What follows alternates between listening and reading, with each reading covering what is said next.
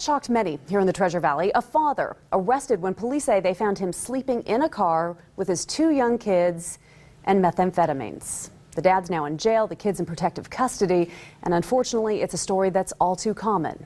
Steve Liebenthal reports. I'm gonna smoke this just once.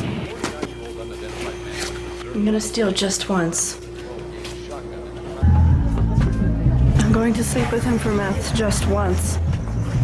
Ads like this one from the Idaho Meth Project stress the danger of trying meth just once.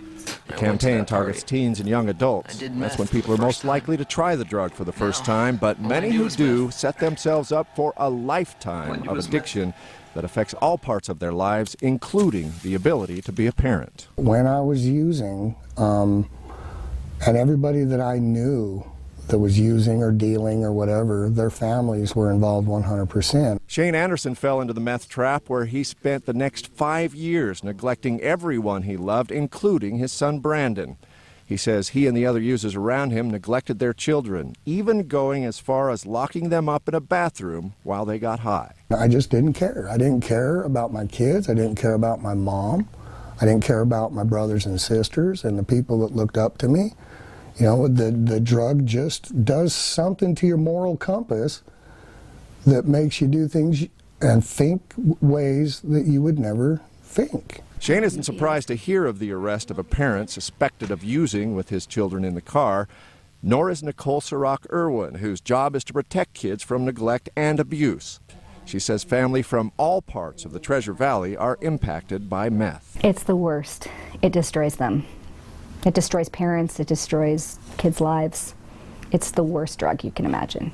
Irwin says 700 kids in the Treasure Valley were removed from their homes last year due to neglect or abuse, and an additional 1,400 are at risk.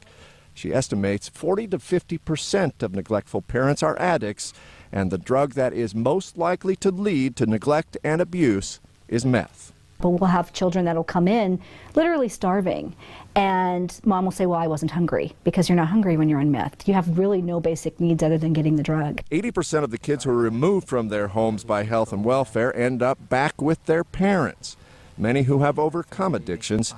But she says addicts who use meth are less likely to recover than those who abuse alcohol and other drugs. Shane Anderson was able to defy those odds. He says he's been clean for 10 years, but his addiction continues to haunt him. He believes his inability to parent properly as a young man contributed to his son becoming an addict as well. Brandon's drug of choice became heroin, and last year his addiction killed him. I had a big hand in it because of my choices in my life as a young man. You know, I didn't know how to be a father. You know, and so I feel like I failed him. Hey, look, I'm only gonna smoke meth once. I'm not gonna be like that guy. Look, I'm just gonna shoot up just once. Anderson says the not even once message portrayed in these ads is spot on.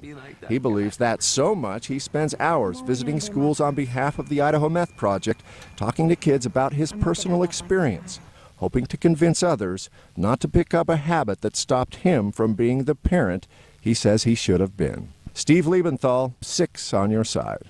Here's a scary stat for you. Somebody concerned about the welfare of a child here in our state contacts health and welfare on the average every 27 minutes.